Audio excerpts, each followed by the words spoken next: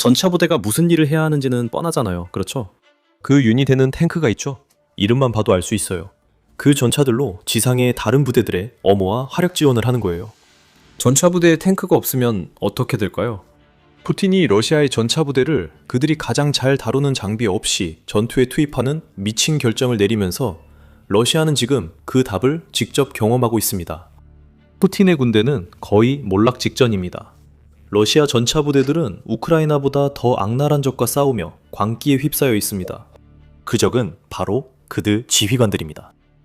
4월 13일 기사에 따르면 유로마이단 프레스는 러시아가 전차를 전선에 투입하는 것을 두려워해 최대한 뒤로 물리고 있다고 전했습니다. 우크라이나의 치명적인 드론 때문에 전차들이 큰 위협에 직면했습니다. 지휘관들은 전차 부대에 계속 전차를 배정할지, 비록 그렇게 하면 표적이 되더라도 고민하게 됐습니다. 아니면 그 부대들을 도보나 비장갑 차량으로 보내고 우크라이나 드론이 따라잡아 박살내지 않기만 바라야 하는 건가요? 러시아는 후자를 택한 듯합니다. 우리는 크렘린의 계산 담당자들이 비용 문제로 전차 부대에서 전차를 빼기로 했다고 추측할 수밖에 없습니다. 전차 한 대 손실은 큰 비용이기 때문입니다. 그 전차를 운영할 병사를 잃는 게 훨씬 저렴하니까요. 그래서 그들이 군 생활 내내 사용해온 장비 없이 전장에 보내자는 겁니다. 이건 러시아 지휘부가 내린 어이없는 결정입니다. 하지만 곧 알게 되겠지만 러시아의 선택에는 일종의 뒤틀린 논리가 있습니다. 러시아가 전차 부대에서 전차를 빼앗았다는 소식은 우크라이나 합동군 대변인 빅토르 크라우보프의 발언에서 나온 것입니다. 그는 러시아가 전차를 전선에서 최대 20km 떨어진 곳에 주차한다고 주장합니다. 이것이 현대전의 본질입니다.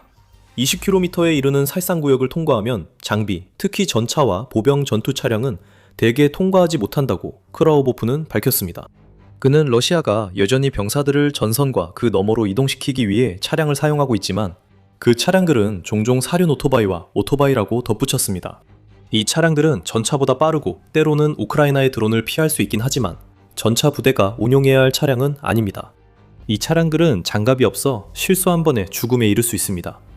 오토바이 운전자들이 험지에서 우크라이나 FPV 드론에 의해 제거될 수 있습니다. 러시아는 전차를 보호하고 있을지 모르지만 아무런 보호 장비 없이 살상지대로 내보내는 병사들을 위해서는 아무런 조치도 취하지 않고 있습니다. 러시아 전차들은 주차된 위치에서 우크라이나 진지를 지원 사격할 수 없습니다. 러시아의 T-90 전차를 예로 들어보겠습니다. 이 주력 전차들은 세계 최고 수준이어야 합니다.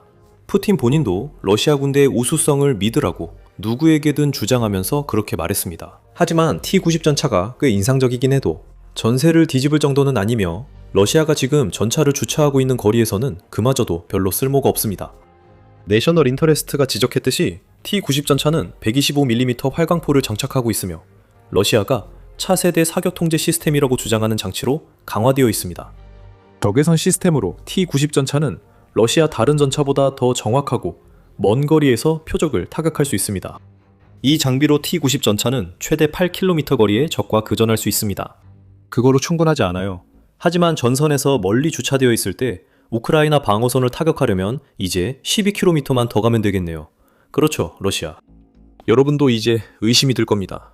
우크라이나는 러시아가 전차 없이 전차 부대를 투입한다고 말하고 있습니다. 중요한 건 우크라이나가 이렇게 주장한다는 점입니다.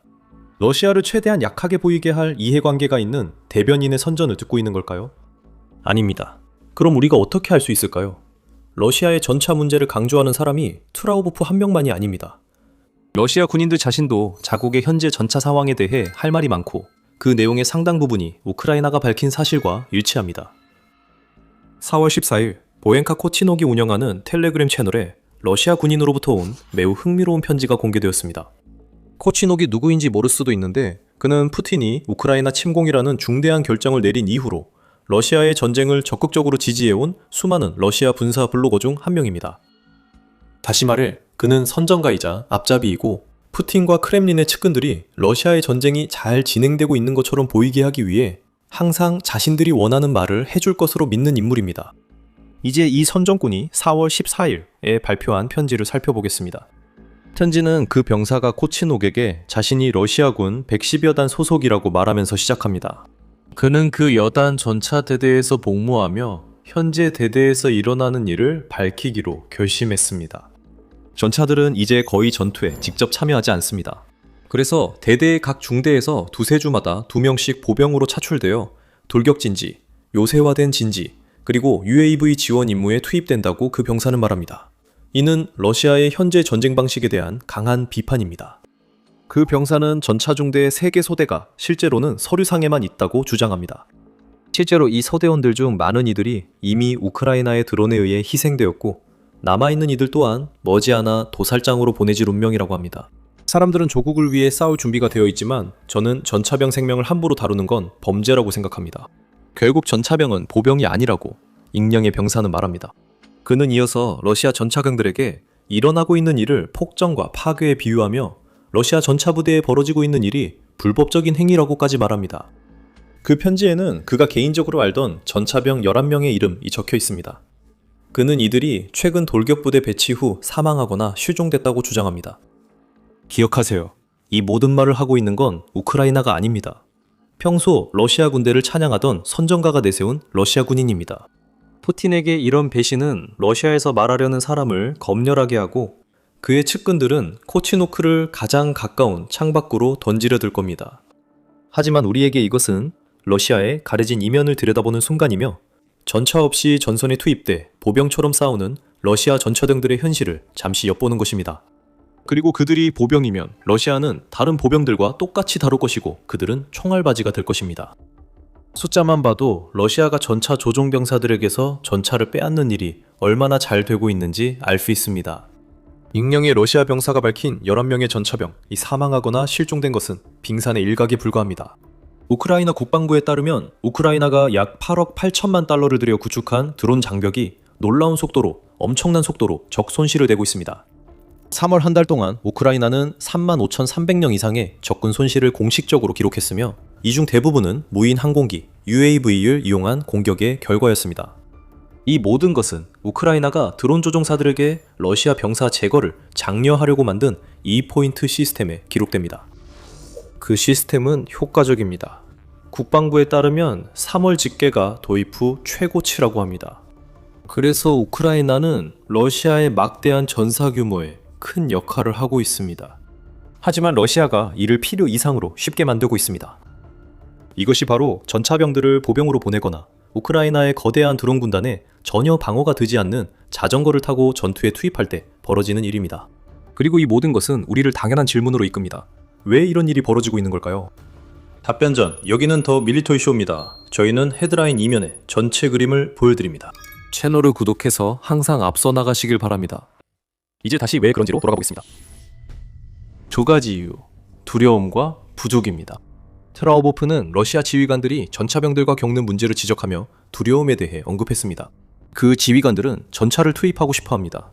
그들은 푸틴이 2022년에 우크라이나에 들고 온 구식 전술에 맞는 전쟁 방식으로 돌아가고 싶어 합니다.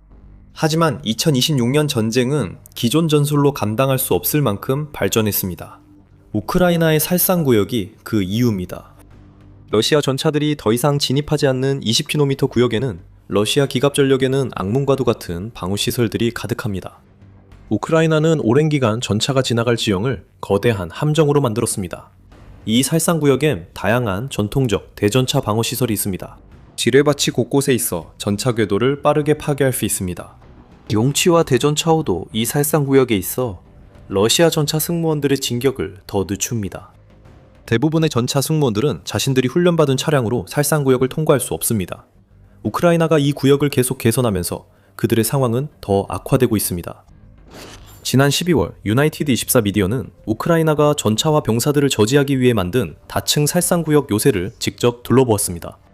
우크라이나의 혁신은 살상구역의 깊이를 최대화하는 데 집중하며 이를 통해 병력과 장비를 넓게 분산시킬 수 있습니다.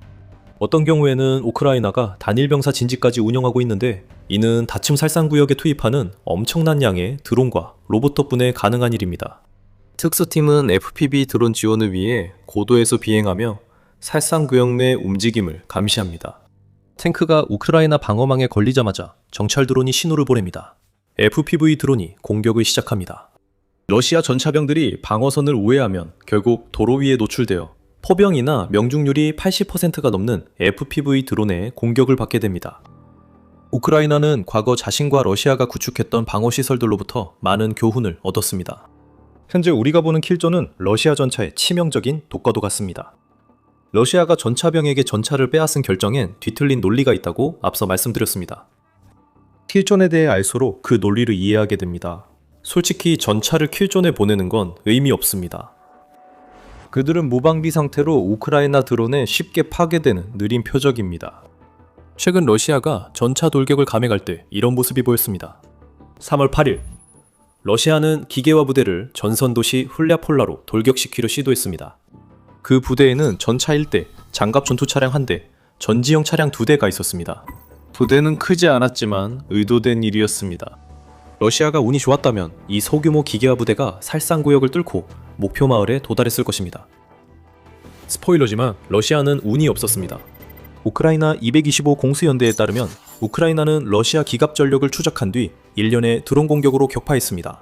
탱크와 차량에 탑승한 병사들도 상황이 나아지지 않았습니다. 마지막 순간 우크라이나 드론이 접근하자 그들은 필사적으로 엄폐물을 찾았습니다.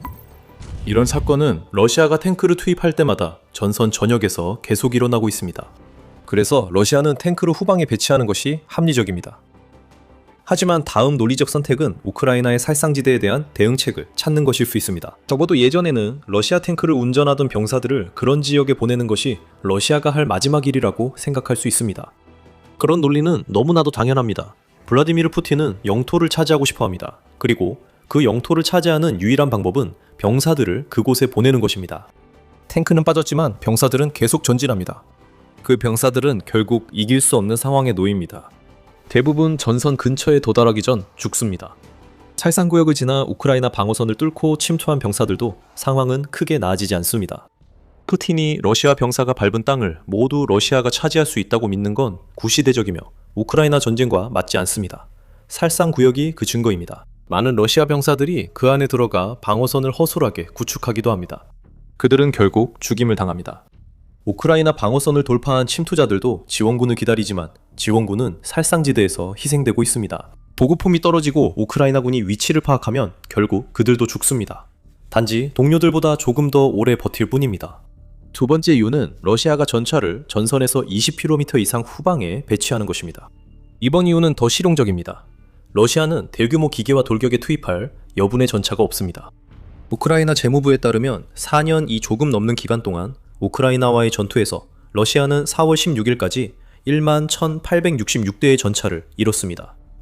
사진과 영상으로 확인할 수 있는 손실만 보더라도 그 수는 4,000대가 넘습니다. 1945는 이것이 대부분의 국가들이 소유했던 전차 수보다 많다고 지적합니다. 미국은 총 4,666대만 보유하고 있으며 글로벌 파이어 파워 보고서에 따르면 이 수치는 세계에서 네 번째로 많은 것입니다. 미국보다 아래에 있는 모든 국가는 4,000대 미만을 보유하고 있습니다. 이 숫자들로 우리가 말하고자 하는 점은 러시아의 전차 손실이 단순히 상당한 수준이 아니라 기록적인 수준이라는 것입니다. 현대 전쟁에서 이 정도의 장갑차가 손실된 적은 없었고 러시아는 이제야 전차 예비분의 마지막을 소모하면서 그 손실의 고통을 실감하기 시작하고 있습니다. 러시아는 더 많은 전차를 생산하려고 하고 있습니다. 러시아는 전차병들이 훈련받은 장갑차를 이용해 우크라이나를 공격하기 위해 투입하길 원합니다. 하지만 러시아는 잃어버린 전차 수에 비해 생산 능력이 따라가지 못합니다. 유로마이단 프레스에 따르면 러시아는 연간 428대 전차 생산을 목표로 합니다. 러시아는 생산 강화를 위해 두 번째 공장을 설립했다고 주장합니다. 하지만 이 매체는 새로 세워진 공장이 T-80 PBM 전차를 처음부터 새로 생산하지 못하고 있다는 증거가 있다고 주장합니다. 대신 이 공장은 단순히 오래된 전차를 분해해서 부품을 얻고 그 부품을 이용해 새로운 차량을 만든다고 주장하지만 실제로는 러시아가 이미 보관하고 있던 오래된 전차를 개조해서 재사용하는 것에 불과합니다. 하지만 그렇지 않더라도 연간 428대 전차 생산은 크렘린궁에 경고를 줘야 합니다. 우크라이나 측 수치든 확인된 손실 수치든 따져봐도 러시아는 우크라이나에서 잃은 전차를 대체할 만큼 충분한 전차를 생산하지 못하고 있습니다. 러시아는 지금까지 4,000대 이상의 전차를 잃었고 연평균 약 1,000대의 전차를 잃고 있습니다. 우크라이나 국방부에 따르면 연간 3,000대에 가깝습니다. 428대의 전차는 그 어떤 수치에도 한참 못 미치며 그것은 러시아가 만들고 싶어하는 숫자일 뿐 실제로 지금 생산하고 있는 숫자는 아닙니다. 러시아는 우크라이나에 전차 전력이 있어 보이려 점점 더 낡은 전차를 비축고에서 꺼내고 있을 정도로 전차 상황이 심각합니다. 우리는 이미 러시아가 소련 시절에 전차를 사용하고 있다는 것을 알고 있었습니다. 전쟁이 시작된 지 거의 얼마 되지 않아 러시아는 그렇게 해왔습니다. 하지만 유나이티드 24 미디어에 따르면 러시아는 이제 드론 공격을 막기 위해 고대의 T-55AM 전차에 드론 방호용 철망 장갑까지 장착하고 있다고 합니다. 그 전차들은 반세기가 훨씬 넘은 녹슨 고철 덩어리입니다. 일부는 1950년대 후반까지 거슬러 갑니다. 우크라이나가 드론으로 더 발전된 장갑차도 쉽게 파괴한 전쟁에서 이런 낡은 전차들이 어떤 영향을 줄 수 있을지 이해되지 않습니다. 임시 철망도 소용없을 겁니다. 이런 고대 전차들은 수십 년 전에 퇴역했어야 했습니다. 그래서 러시아는 전차 없이 전차 부대를 전투에 투입하게 된 두 가지 문제를 안고 있습니다. 비축량이 줄어 전차를 충분히 배분할 수 없습니다. 또 전차가 있어도 우크라이나의 강력한 살상 구역 때문에 전차를 투입하는 건 사실상 사형 선고입니다. 러시아는 해도 공경이고 못해도 공경입니다. 이런 상황에서 우크라이나는 창의적으로 자국 영토에 쓸모없어진 무기를 효과적으로 활용할 수 있음을 보여주고 있습니다. 또한 우크라이나는 전차도 보유하고 있습니다. 우크라이나 전차도 러시아 전차처럼 러시아 진지에 가까이 가면 FPV 드론 공격 위험이 있습니다. 러시아와 달리 우크라이나는 문제가 보이면 해결책을 내놓습니다. 우크라이나는 레오파르트 1 A5 전차를 임시 자주포로 개조 중이며 사거리는 12km, 새로운 포탑 장착 시 18km까지 확장됩니다. 이 전략을 쓰면 전차를 살상고역을 통과시켜 진지에 배치하는 어려움이 없어집니다. 러시아 드론 방어 장비를 갖춘 우크라이나 전차들은 한 곳에 머물러 원거리 사격 후 새로운 위치로 이동할 수 있습니다.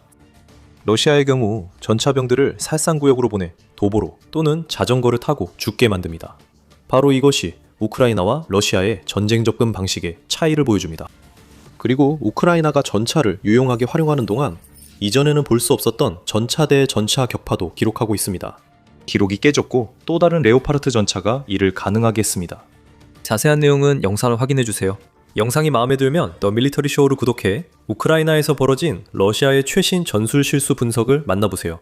시청해주셔서 감사합니다.